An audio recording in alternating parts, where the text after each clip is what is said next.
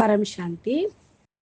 బాపూజీ చెప్తూ ఉన్నారు, ఆత్మ మాయాజీతిగా ఎప్పుడవుతుంది, ఆత్మ మాయలో ఉంటూ మాయాజీతిగా ఎప్పుడు అవుతుంది అనేది చాలామందికి ప్రశ్న కలుగుతూ ఉంది. అయితే అన్నిటికంటే ఫస్ట్ మాయాజీతిగా అవ్వటానికి పూర్తిగా ప్రాసెస్ జ్ఞానం కావాలి, నాలెడ్జ్ ఉండాలి. నేనెవరు, ఎక్కడి నుంచి వచ్చాను, నేను ఆత్మను అనేటువంటి విషయం కామన్గా ఉంటుంది, అందరికీ తెలిసిందే, అందరూ ఒప్పుకునేది. కానీ సోల్ అని ఒప్పుకుంటే, రూహ్ అని కొందరు ఒప్పుకున్న ఆత్మ జ్ఞానం, దానితోటి ఆత్మస్వరూపం యొక్క అనుభూతి పొందాలి అంటే నెమ్మదిగా కర్మయోగిగా కావాల్సి వస్తుంది. కర్మ చేస్తూ చేస్తూ కూడా ప్రతి సెకండు మనము లక్ష్యాన్ని జ్ఞాపకం చేయాలి. పూర్తిగా లక్ష్యం ఏమిటి, నా లక్ష్యం ఏంటి, మాయాజీతిగా అవటము. మాయాజీతిగా అయ్యి నేను ఎక్కడికి వెళ్ళాలి, దాని యొక్క లక్ష్యము జ్ఞానంతో రావాలి. నేను ఈ బ్రహ్మాండంలోకి వెళ్ళాలా, గెలాక్సీలోకి వెళ్ళాలా, యూనివర్స్లోకి వెళ్ళాలా, గ్రేట్ యూనివర్స్లోకి వెళ్ళాలా. మరి గ్రేట్ యూనివర్సులు ఉన్నాయి, మల్టీవర్సులు ఉన్నాయి, 200 కళల బ్రహ్మాండాలు ఉన్నాయి, 500 కళలకి వెళ్ళాలా, 1000 కళల్లోకి వెళ్ళాలా అనేది, బేహద్ కళల పరంధామంలోకి వెళ్ళాలా అనేది ఈ జ్ఞానం ద్వారానే మీకు అర్థమైపోతుంది. అదేంటండి జ్ఞానంతో అర్థమైపోయేది అంటే, బాపూజీ చెప్తున్నటువంటి పరమ దివ్య జ్ఞానము, అనంత జ్ఞానము, బేహద్ కళల వరకు, సృష్టి ఆది మధ్య అంత జ్ఞానం చెప్తూ ఉంటే, మీ ఆత్మలో ఏదైతే రికార్డింగ్ అయి ఉన్నదో అది వింటూ ఉంటే మీ ఆత్మ యాక్టివేషన్ అయితే మీకు తెలిసిపోతుంది, నేను బేహద్దు ఆత్మన, యూనివర్స్ ఆత్మన, మల్టీవర్స్ ఆత్మన అని. అంటే మన ఆత్మలో పవర్ అనేది ఉంటుంది, ఆ కళ ఉంటుంది. బేహద్దు కళ పరంధామంలోకి వెళ్ళాలి అన్నప్పుడు బేహద్దు కళల పరంధామం వరకు ఆలోచన అనేది చేస్తూ ఉంటారు. నేను 33 కోట్ల దేవీ దేవతలు ఉన్న ఆత్మని, నేను గ్రేట్ యూనివర్స్ నుండి వచ్చాను అనుకున్నప్పుడు 198 కోట్ల సంవత్సరాల పూర్వమే ఈ బ్రహ్మాండంలోకి వచ్చి ఉండాలి. ఇవన్నీ వాళ్ళకి నాలెడ్జ్ యొక్క ఆధారంతో తెలిసిపోతుంది. అందరూ కూడా బేహద్దు విషయాన్ని, నాలెడ్జ్ని తెలుసుకున్నప్పుడే వారు కేటగిరీని వారు గుర్తించగలరు. అందుకే జ్ఞానమే ఆత్మల్ని గుర్తింపజేస్తుంది, బాపును కూడా తెలియజేస్తుంది అని జ్ఞాని బాప్కి పేర్చారాయి అని అన్నారు. బేహద్దు విషయము నాలెడ్జ్ ద్వారానే తెలుస్తుంది. ఆత్మ సదా ఏ విధంగా బ్రహ్మ జ్ఞానిగా కావాలి, శాస్త్రాల్లో రాసి ఉంది. బ్రహ్మ జ్ఞాని అయితే పూర్తి రోజంతా బ్రహ్మస్వరూపం యొక్క అనుభూతి పొందుతారు. పూర్తిగా అనుభవాన్ని పొందాలి. నేను బ్రహ్మ జ్ఞానిని, బ్రహ్మస్వరూపము నాలో ఉన్నది. బ్రహ్మస్వరూపము అంటే పరంధామంలో ఉండేటువంటి ఆత్మస్వరూపం యొక్క స్థితి, కైవల్య జ్ఞానస్వరూపము, కేవలం జ్ఞానస్వరూపము. దీన్ని అర్థం చేసుకోవాలి. సత్యం శివం సుందరం అంటే నేను శివుడి యొక్క రచన, నేను ఆత్మని. శివుడి యొక్క రచన, శివుడు ఎక్కడుంటారు, పరంధామంలో ఉంటారు. మీ బాపు ఏదైతే రచన ఉన్నదో, రచయిత అక్కడ రచనను తెలుసుకోవటం. నేను శివుణ్ణి అనగా శివ పరమాత్మ ఓం అని ఓంకారాన్ని సత్యం శివం సుందరంగా చెప్తారు. అక్కడ శివుడి దగ్గరికి వెళ్ళిపోవటం, శివుణ్ణి ఒప్పుకొని ఈ యొక్క ధ్యానం చేస్తే జరుగుతుంది. చాలామంది అంటారు నేను విష్ణువుని జ్ఞాపకం చేస్తాను అని. విష్ణువు దగ్గరికి వెళ్ళిపోతారు, వాళ్ళు విష్ణుపురిలో ఉంటారు. లేకపోతే కొంతమంది భూతాలను జ్ఞాపకం చేసేవాళ్ళు, వారితోటి జ్ఞానం వినేవాళ్ళు బేహదాత్మలుగా అయితే ఉండరు. మరి వాళ్ళ యొక్క సిచ్యువేషన్ అనుసారంగా క్వాలిటీ ఆత్మలు, హై క్వాలిటీ ఆత్మలు ఈ విషయాన్ని అర్థం చేసుకొని సదా వారి యొక్క లక్ష్యంలో పక్కా ఉంటారు. జ్ఞానం పక్కా చేస్తుంది. జ్ఞాన స్వరూపం జ్ఞానాన్ని జీవితంలో ధారణ చేస్తూ ఉంటే, జ్ఞానస్వరూపంగా అవ్వటము జరిగితే తప్పకుండా అర్థమైపోతుంది. జ్ఞానం జీవితంలో ధారణ చేయటం అంటే నేను ఆత్మ అనుకుంటే కాదు, ఆత్మస్వరూపం యొక్క అనుభూతి కూడా పొందాలి. నేను ఆత్మను, ఆత్మస్వరూపం యొక్క అనుభూతి పొందాలి. కర్మయోగి జీవితంలో మరి ఫస్ట్ లెసన్ ఇదే. నేను ఆత్మను, బేహద్ ఆత్మను, కేవలం బిందువుని, నేను ఆత్మస్వరూపమును.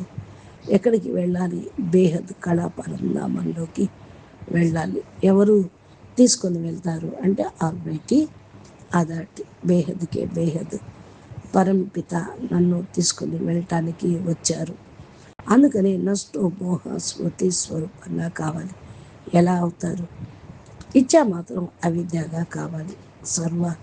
స్వత్యాగిగా అయితే అన్నీ కూడా త్యాగం చేసినప్పుడు వారికి విశ్వ కళ్యాణంలో ఉండటం అనేది తెలుస్తూ ఉంటుంది. ఇలాగా మరి అన్నీ కూడా వెళ్ళటం, పొందటము మాయ అంతిమంలో అన్ని సమయాల్లోకి వస్తుంది. సమయం మారిపోతూ ఉంటుంది. సమయం టీచర్ అవుతూ ఉంటుంది. సమయం మరి కర్ర పట్టుకొని పురుషార్థం చేయిస్తుంది. అందుకని మాయ అంటే దండ కర్ర తీసుకొని కొడుతూనే ఉంటుంది.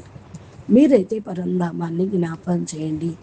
సీదా పరమాత్మను జ్ఞాపకం చేయకపోతే, సరైన పద్ధతిలో పరమాత్మను స్మృతి చేయకపోతే ఆత్మస్వరూపం కాలేరు.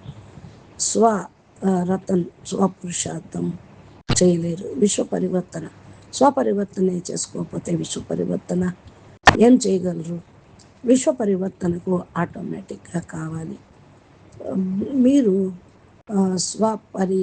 పరివర్తన చేయకపోతే మాయ మిమ్మల్ని కర్రతోటి కొడుతూనే ఉంటుంది, ఇరికిస్తూనే ఉంటుంది. ఎవరు పట్టుకుంటున్నారు? జ్ఞానాన్ని వదిలేసి లౌకికంలో దేహాభిమానంలో ఉంటే మరి పూర్తిగా మాయ ఆ రూపంలో వస్తూ ఉంటుంది. మాయకు అనేక రూపాలు ఉంటూ ఉంటాయి. ఎలాగా అంటే బలహీన ఆత్మల్ని పట్టుకుంటుంది అసలు మాయ. జ్ఞానంలో నడుస్తూ ఒక్కోసారి ఉంటే మరి మాయ పూర్తిగా దుఃఖిగా చేసేస్తుంది. ఆత్మల్ని అనుభవించాల్సి వస్తుంది. దుఃఖము బాధ, కర్మల యొక్క లెక్కాచారాలు అన్నీ ఎదురుగా వస్తూ ఉంటాయి. ఆత్మ అయితే చాలా పెద్ద శిక్ష అనుభవిస్తుంది. మాయ కూడా ఇస్తుంది శిక్షను. మాయ అంటే తమ కర్మల యొక్క హిసాబ్ కితాబే. కర్మలు ఎప్పుడైతే ఎదురుగా వస్తాయో ఆత్మ భగవంతుడిలాగా తిట్లు అనేది తినటం జరుగుతూనే ఉంటుంది. భగవంతుడిని ఎంత గ్లాని చేస్తూ ఉంటారు. రాళ్ళల్లో ఉన్నారు, రప్పల్లో ఉన్నారు అని మీరు ప్రపంచాన్ని తయారు చేస్తూ ఉన్నారు. మరి భగవంతుడిని కూడా అంటారు, హే ప్రభు, నీ మనసులో ఏముంది? ఎందుకు ఇలాంటి ప్రపంచాన్ని తయారు చేశావు అని. అంటే వాడికి జ్ఞానం లేదు. అజ్ఞానం అనే అంధకారంలో ఉండి ప్రపంచాన్ని ఇలాగా చూస్తూ ఉంటారు. ఎప్పుడైతే జ్ఞాన ప్రకాశం వస్తుందో, వేదాల జ్ఞానం, బ్రహ్మ జ్ఞానం వస్తూ ఉంటుందో, దాంతో అన్నీ అర్థం చేసుకుంటారు. బ్రహ్మ జ్ఞానం ఏంటి? బ్రహ్మ జ్ఞానము అంటే ఆత్మ బ్రహ్మస్వరూపము అని తెలుసుకొని బ్రహ్మ జ్ఞానాన్ని పొందటము. అంటే బ్రహ్మ జ్ఞాని అంటే మరి బ్రహ్మ స్టేజ్కి చేరుకోవటం, అంటే రచయిత స్టేజ్కి చేరుకోవటం.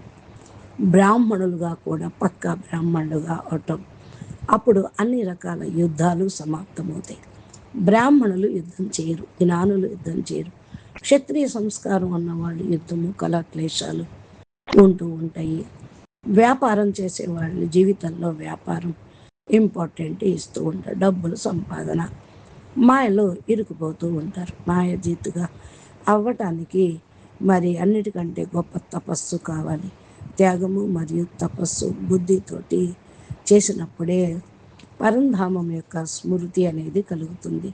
బుద్ధితోటి పరంపిత పరమాత్మని జ్ఞాపకం చేసినట్లయితే గుణాతీతు, భావాతీతు, కర్మాతీతంగా అవుతూ ఉంటారు. ఈ విధంగా తయారు చేసుకున్నారు. మీరైతే గుణాతీతు, భావాతీతు, రజో ప్రధానం, సతో ప్రధానం, తమో ప్రధానం అన్నిటికీ అతీతంగా అయిపోవాలి. దీనితోటి గుణాతీతంగా కావాల్సి వస్తుంది. గుణాతీతు, భావాతీతు, కర్మాతీతు అని ఎప్పుడైతే మాయ నుండి అతీతంగా మాయ ప్రపంచంలోకి వెళ్ళిపోతూ ఉంటారో మాయజీతుగా అవుతూ ఉంటారు. మాయ జీత జగజ్జీతుగా అవ్వటము ఇదే లక్ష్యం అయితే ఇదే పెట్టుకోవాలి. బేహదు పరంపితను జ్ఞాపకం చేయాలి. పరంపిత పరమాత్మ దగ్గరికి వెళ్ళాలి. అంటే బేహద్దు పిల్లల కోసం, బేహద్దు పిల్లల్ని తీసుకుని వెళ్ళటం కోసం పైనుండి పరమాత్మ వచ్చారు. ఈ భూమికి పైన 1,00,000 కిలోమీటర్ల పైన పరం లైటు విమానం తీసుకుని నిలబడి ఉన్నారు బేహద్దు ఆకారి బాబు. బేహద్దు పిల్లల కోసం ఎదురు చూస్తూ ఉన్నారు. ఈ విధంగా భూమి మీద అనేక ధర్మాలు, మత సంప్రదాయాలు, ఆత్మలు, వాళ్ళ రచయితలు కూడా స్థూల వస్త్రాన్ని నడిపిస్తూ ఉన్నారు. తీసుకొని వెళ్ళటానికి సూక్ష్మ జగత్తులో ఉన్నారు. తమ తమ పోర్టల్స్ని ఓపెన్ చేసి నిలబడ్డారు.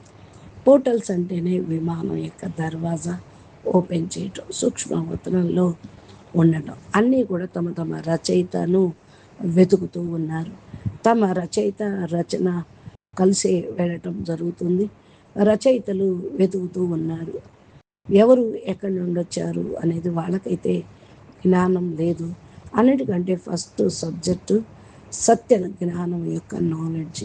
జ్ఞాన సాగరుడు ద్వారా ఈ జ్ఞానం అనేది అందుతూ ఉంది. జ్ఞాన సాగరుడు పూర్తిగా మరి జ్ఞానం మొత్తాన్ని సృష్టి బేహద్ ఆది మధ్య అంత జ్ఞానం, బేహద్ సృష్టి యొక్క ఆది మధ్య అంత జ్ఞానం. అందుకని మీరు మాటి మాటికి జ్ఞాన సముద్రంలో మునగండి, జ్ఞానం తీసుకోండి, యోగం చేయగలుగుతారు. ఎంత జ్ఞానం ఉంటుందో అంత సేవ చేయగలుగుతారు. జ్ఞానము, యోగము, సేవ, ధారణ జీవితంలో ఉంటుంది. వ్యక్తంలో అవ్యక్త స్వరూపాన్ని ధారణ చేయాలి. పరం శాంతి, పరం శాంతి ఆలోచించండి. పరం శాంతి ఈ విధంగా జ్ఞానాన్ని మీరు వింటూ అందరికీ పంచండి. మీ సేవ చేయండి. బాపూజీ దశరథ్ భాయ్ పటేల్ తెలుగు ఛానల్ని సబ్స్క్రైబ్ చేసి గంట సింబల్ని ప్రెస్ చేస్తే నోటిఫికేషన్ రూపంలో మీకు మరి బాపూజీ తెలుగులో అనువాదం చేసినటువంటి వీడియోలు లభిస్తూ ఉంటాయి. ప్లేలిస్ట్లో కూడా వెళ్ళి చూడొచ్చు. మీకు ఈ వీడియో నచ్చినట్లయితే లైక్ చేయండి, షేర్ చేయండి, మంచి కామెంట్ పెట్టండి. పరమ శాంతి. ధన్యవాదాలు.